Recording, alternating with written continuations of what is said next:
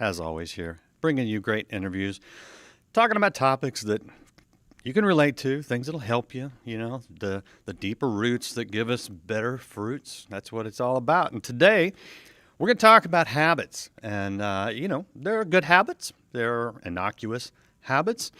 And then there's the habits that really, if we're honest about it, they can hold us back from God's best. And that's actually the subtitle of the book. I have Pastor Steve Poe with me. This is his book called Creatures of Habit, Breaking the Habits Holding You Back from God's Best. So he is the guy that is addressing this. He is a pastor up in the Indianapolis area, multiple campuses, and he is with me live. Pastor Steve Poe, I appreciate you being with us today. Thank you, Randy. I'm honored that you have me on. All right, I ask this question pretty much every time I have someone on here, and it's interesting the wide range of responses I get. So, why did you decide of all the topics you're going to put into a book? Because a book is a lot of work, I know that. Why did you decide, let's talk about habits? Well, I started out doing a sermon series, and I thought about. I had just read a couple secular books on habits, and I thought, I wonder how that really relates in the Christian realm. So I started doing research to put together a series, and I was amazed at how much habits actually play in to the spiritual journey into our life. And so the more I began to look at it, the more I began to see the scripture deals with it, the more I began to realize it really is discipleship. It really has a lot to do with us growing in our faith and becoming more like Christ. And I found that, Randy, we really are creatures of habit, and we underestimate the power of habits in our life. Do you think we fall into habits because they're comfortable, or are there other reasons you think? Well, I do think that God designed us to be able to have habits. I think it's a God thing, it's a creativity of our God in the fact that, researchers, both neurologists and psychologists, have done studies and have found that over 40% of the things that we do every single day of our life are done out of habit. Now, that's almost half of everything that happens to us is done out of habit. And I think that's a God thing, because actually a habit is done by, like, let's say I make a decision to do something today. Tomorrow, I decide to do the same thing. The next day, I decide to do it again. And before I know it, I've created an unconscious pattern in my life.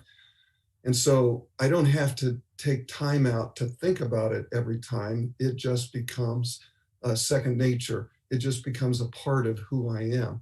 And so that can work, obviously, as you mentioned a minute ago, that can work for us or that can work against us. If we create good habits, that's certainly a God thing. If we create bad habits, well, then that's going to keep us from God's best. So I do think habits were a gift from God Hmm. as a positive thing in our life. Yeah, that's an interesting perspective, and I actually agree with you. I years ago when I worked for a Fortune 300 company, large company, secular company, they had a guy come in and do a seminar for employees on smoking, and they were trying to get employees to quit smoking. And I went to it because I was like, sure, I'd rather do that than go to work, right? And I don't smoke. I've never smoked, right? Yeah. But it was interesting where he talked about the short time that it took to develop a smoking habit, and that obviously that's a chemical thing primarily, but there are other reasons too. But and then he talked about how it took a fairly long time to break the habit. And in your research and your experience, do you find that sometimes, whether it's good or bad habits, does does it take a relatively short time to establish it and then a longer time to break it, or is that maybe unique to the nicotine thing? Well, experts disagree on that. I did some Hmm. research on that and found it was anywhere from, they say it takes anywhere from 21 to 30 days to create a habit. Some people would argue it actually, to your point, is actually takes less than that. Um, but again, it's an unconscious pattern. And I think probably we're all different. For some people, they develop an unconscious pattern quicker than others. But the thing is, Randy, is that our brain can't delineate between the difference of a good habit or a bad habit. So we have to be intentional about what we're going to do in our life. And again, I believe that it's discipleship. I believe that if we really want to be like Christ, um, in fact, let me just back up a minute and say this, that, when before we're Christians, before we're believers, um, sin has a grip on us, sin has a hold on our life. Then we invite Jesus Christ to come into our life, and God breaks that hold of sin, and he gives us the power to say no to sin. And so I talk to Christians all the time that struggle with this, and they'll say, I don't understand. I've been a believer now for 3 years. I've been a believer for 5 years or longer, and I still feel stuck. I still feel like I'm not making any headway spiritually, and I don't understand that. I'm a Christian. And so I thought I had the power to say no to sin. But the problem is they're not dealing with those habits in their life. Those habits came over a lifetime, many of them, and you're not going to get rid of them over a lifetime because, as you just mentioned, it takes time to break those habits. And so the best way to break a habit is to replace a bad habit with a good habit. A good habit is basically anything that helps us to become more Christ-like, to take on the nature of Christ. The Bible basically calls those spiritual disciplines. And so if we're trying to become more like Jesus, which should be our goal to emulate Christ, then we want to create habits in our life or spiritual disciplines in our life that become stepping stones or help us to grow into the measure of the stature of the fullness of Christ. On the other hand, bad habits are those things that literally take us away from the nature of Christ. Those are the things that keep us from emulating Christ. And the Bible calls those spiritual strongholds. And those, they get a grip on our life and they become tombstones. Those things become the things in our life that keep us from God's best. It's actually interesting, I think, that they're also called addictions, that an addiction is basically a bad habit in our life. It's also, we could even call them idols in our life. Idolatry is basically a habit. It's a pattern of something we've created that's become more important to us than God. And so all those things create bad habits or keep us from Christ's best. So we have to be the ones that make that determination. Is this a spiritual discipline or is this a spiritual stronghold? Is it good or bad in my life? Is it helping me to identify with Christ or not? Yeah, and I'm appreciate you saying that through Christ we do have the power to overcome those, because a lot of people think they're just never. That's just who I am. That's just me, and they Right. let it ride, and that's not good. Let's talk about some of the ones that you talk about in the book. So pick anyone you want to talk about and walk us through it. Well, I mean, for me, there were, I picked these 12 topics, Randy, because I've struggled with all 12 of them. I came up with a list of about, I don't know, 30 or 40 different habits that can take place in our life. And then I just pulled out the ones that I have battled with. Some, of course, more than others, but a part of dealing with a bad habit is owning it. You've got to acknowledge it. You're not going to break a bad habit in your life until you first admit that it's a problem for you, or first admit that okay, this is a struggle for me. I would say, there's a couple in there in this list that are in the book that I battle with more than others. Workaholism would probably have been my number one issue that I've struggled with. And, so before I was in ministry, I was in the business world, and I was a workaholic then. It became more of a problem in my life, or it became more of a life-consuming thing in my life than God did. I was a Christian, I was a believer, but my profession became more important to me than God did, which is the problem. When you talk about workaholism, you're not necessarily talking about a good work ethic. It's good to have a good work ethic. And I think as Christians, as believers, we have a responsibility to give our best and to demonstrate our best in the workplace. And I think our job is more than just a paycheck, it's a ministry. But at the same time, when it becomes more of a priority for us than, excuse me, than God does, well, then that's when it becomes a problem for us. And so we have to acknowledge that and we have to begin to deal with it. It's interesting, I think, Randy, is that uh, workaholism is also, when it's a problem for somebody, about 10% of the population struggle with this particular habit, workaholism. And I think it's a problem for that person to acknowledge it because it's the one habit, it's the one bad habit that people pat you on the back for. You know, it's the one bad habit that when this is an issue for you, people are all the time saying, man, he is such a hard worker. Can you believe how hard he works? Yeah. Not to mention that there's the notoriety of usually workaholics are the top salespeople. Mm-hmm. You know, workaholics are the top in their class. You know, workaholics end up being the best, but at what cost? Mm-hmm. You know, at a cost, usually the things that really should matter the most, your relationship with God, your family, your marriage, your kids, just the things that really should matter the most, all your relationships. So in your particular case, did you replace some of your workaholism with something else? And if so, what was that? Well, for me, I went from a workaholic in the business world to then I went into ministry, and immediately it even became more of a problem than it was in the business field. Oh yeah. There was at one point my wife. I had been in ministry just about a year and a half, and my wife came to me and just said, "If this is ministry, I want no part of it." And she threatened at that point to actually leave because I was basically at work 12 hours a day, 6 to 7 days a week. And and even when I was home, I wasn't at home. My focus was at church and on the things that I were doing. And it creates all kinds of problems that people just don't realize. It creates insomnia. It can create health problems. It can certainly hurt your health and hurt your relationships.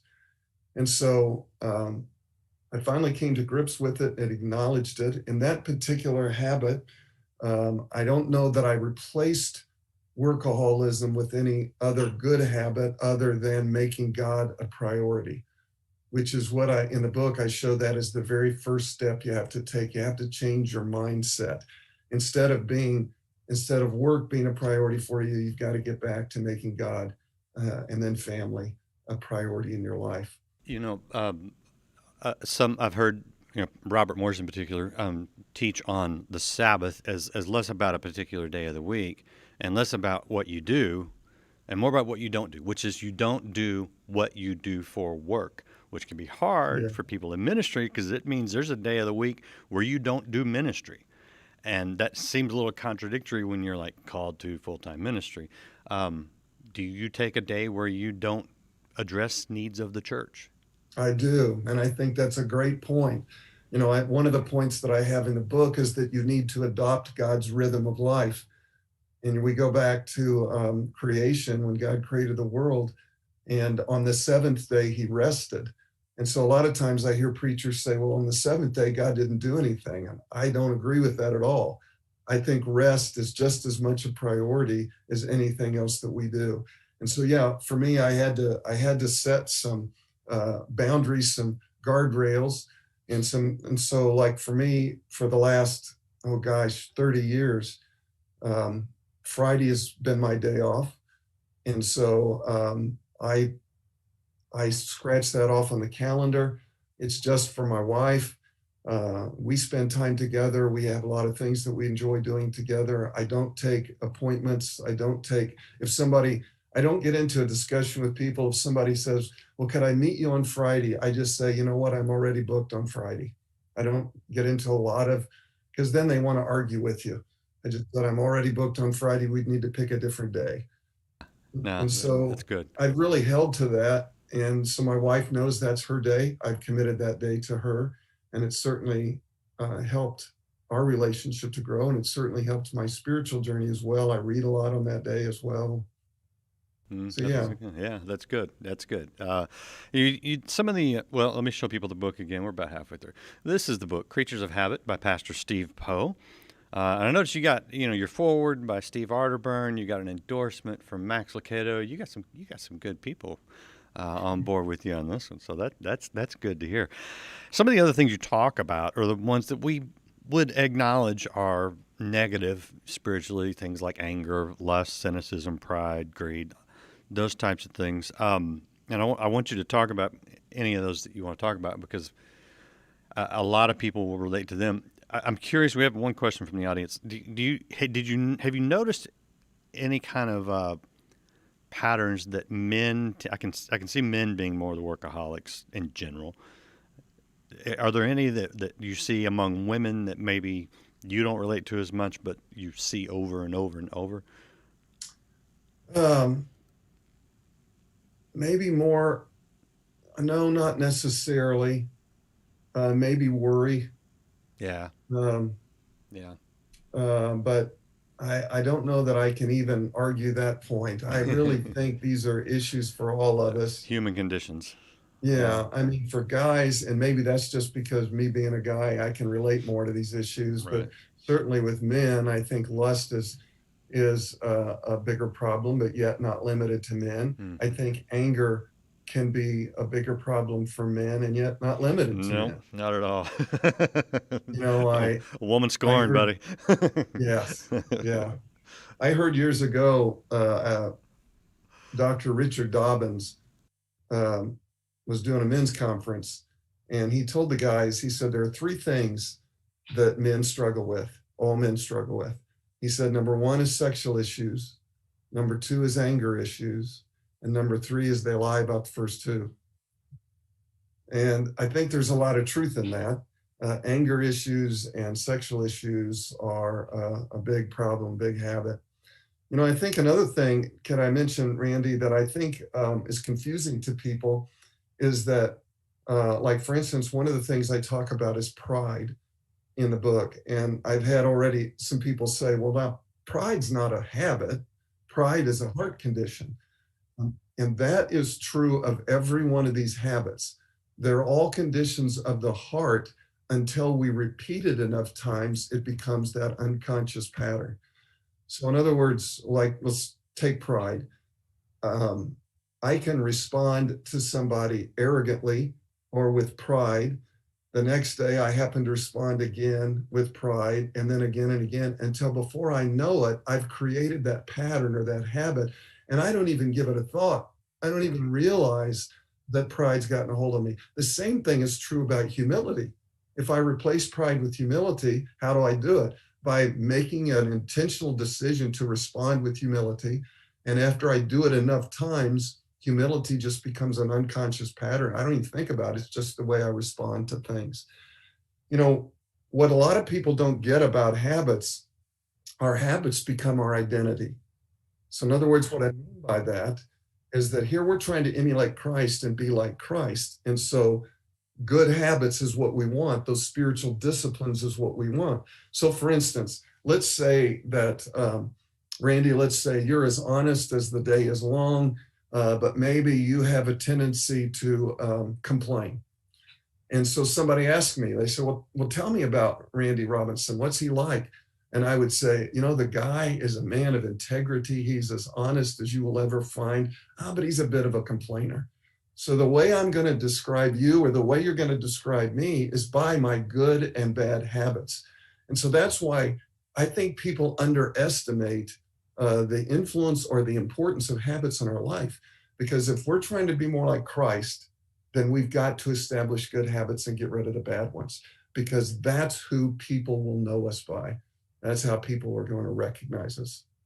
And that is very true. And you've probably been in ministry long enough that uh, I'm not going to name names, but we have people come through here all the time, and it's funny because there are well-known people who are great in front of crowds and in what they say and in their books and in their ministry. They're really doing great things.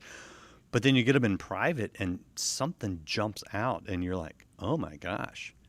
You know, this Yeah. guy, he's short with people, you know, or just not warm, or just Yeah. things like that. And those things do jump out, and they're probably completely blind to it. And unfortunately, a lot of leaders don't have someone that will just confront them about it. What do what ha- we can cover these bad habits a lot of times in our public face, but is there an element of what happens in private or in small groups that really exposes those habits? I mean, okay, so for example, lust.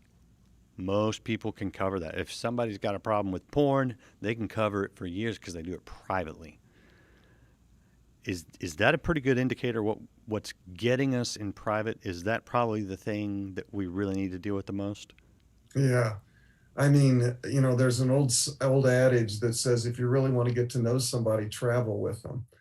And I think the Yeah. thing is that people are able to cover up almost anything in their life until you spend enough time with them, and it's going to come to the surface because you become your habits. That's your identity.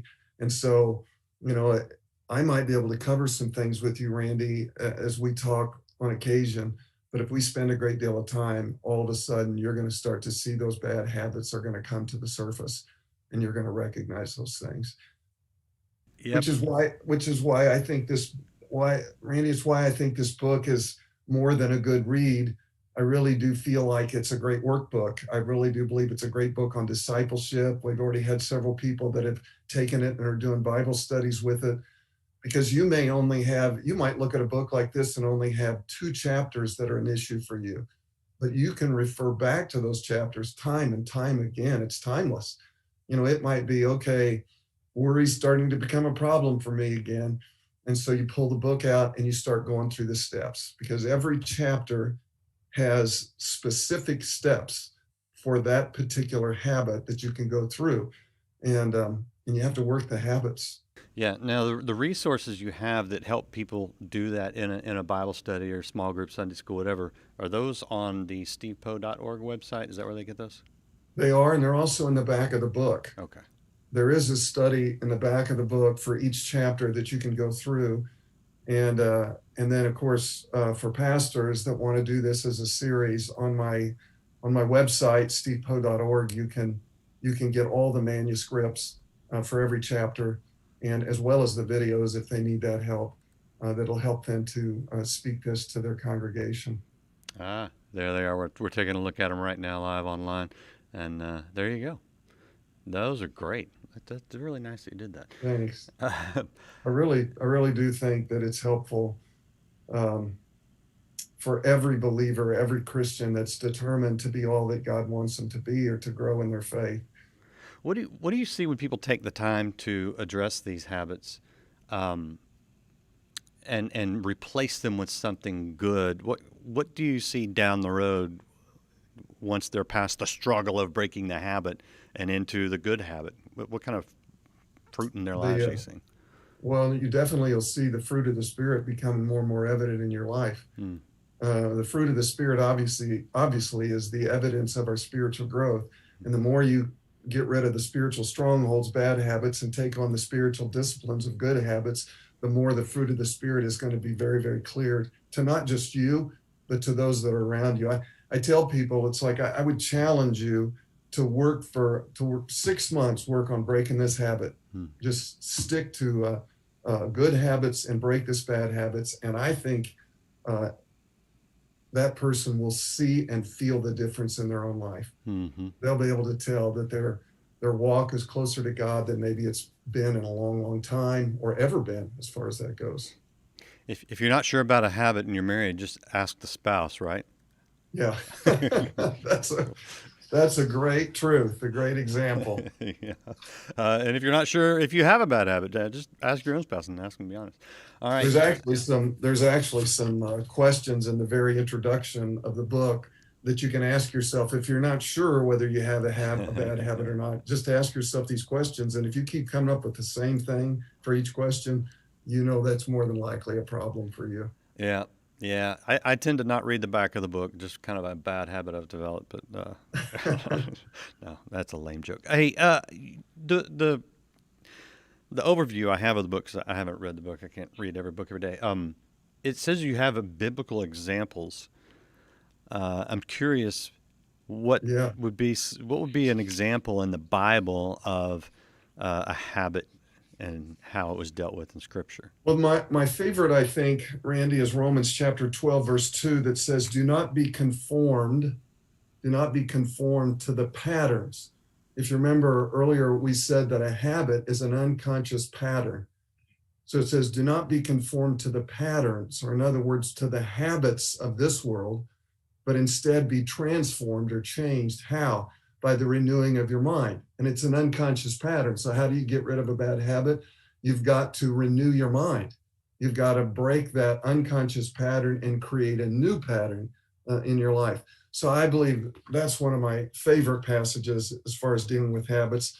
But then you go into, Luke chapter 5, verse 16, Jesus said he continued his habit of retiring to a deserted place to pray. So he was in the habit of prayer. Luke chapter 4, verse 16, he went to Nazareth where he had been brought up.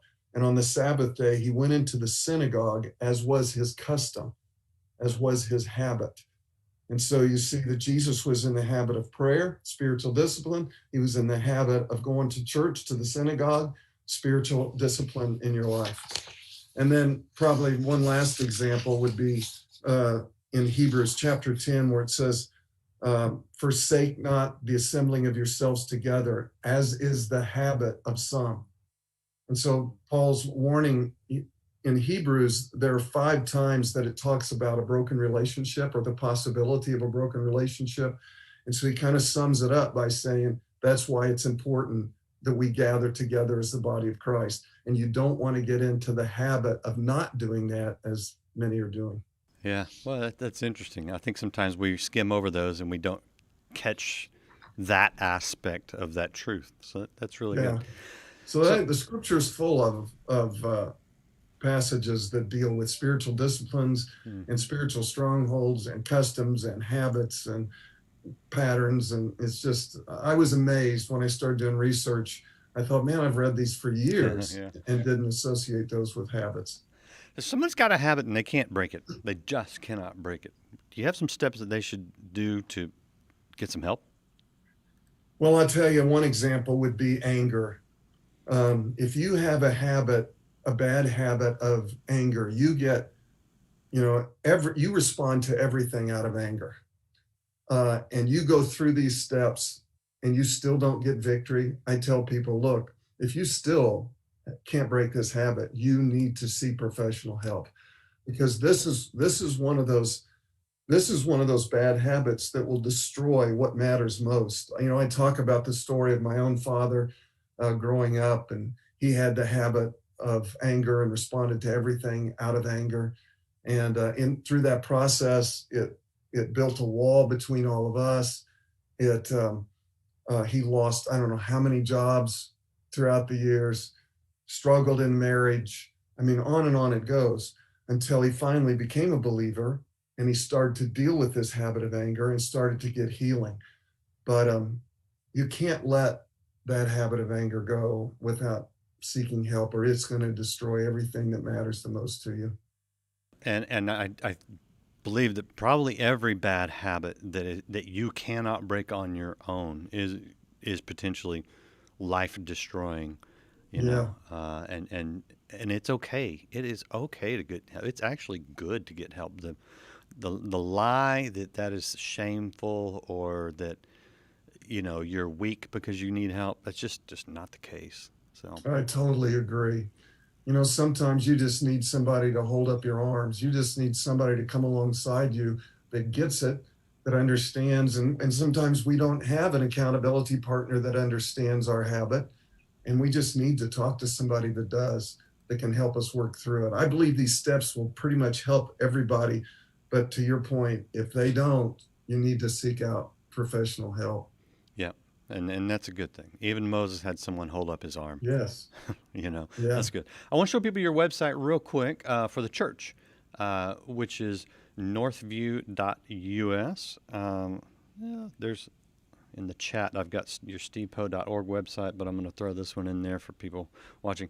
Anybody that's in the Indianapolis area, that within an hour about there, if you're looking for a good church home, definitely check this one out. But you've also got, people can watch you online, right? They certainly can. Yeah. So, yeah, good things. And you've got the Colts head coach, Frank Reich, coming up real soon. That is awesome. I love that. He's a great man of God. I interviewed him last year, and during COVID, we streamed an interview I did with him, and he's the real deal. He really loves God. Uh-oh. I may have to go after him for this show. That'd be He fun. would be a good one. Yeah, okay, good. All right. Well, anything else you want to add before I let you go? I appreciate your time and your insight. This is so good, so practical, and helpful really for all of us, because we fall into these things, whether they're shallow habits or deep habits. We root them out, and it's just going to help us. So that's encouraging. Appreciate that. Anything else you want to add? Well, just that we really are creatures of habit, every single one of us, Randy, and we just cannot take this for granted. If we seriously want to grow in the measure of the stature of Christ, we really need to deal with these bad habits in our life. Great. And you can start it by checking out Pastor Steve Poe's book. It's available wherever you get books. Just check it out, and it'll help you walk through it, and then you'll be better for it. So this is actually a good thing. That'd be a real good thing. It would be a good habit of yours to deal with those bad habits and just eliminate them. You'll be happier. You'll be more fulfilled. People around you will like you more. So this is all good. Hit share if you haven't hit follow or subscribe. Do that now on the Life Today TV channels, all the social medias, wherever you're at. Be sure to come back tomorrow. More great interviews tomorrow, next week. Appreciate you hanging out. We'll see you again next time. But enjoy it. Squeeze all the fun you can out of it. This is your hour. Because it's soon going to end. And truth will be on the throne for a change. Sunday is coming.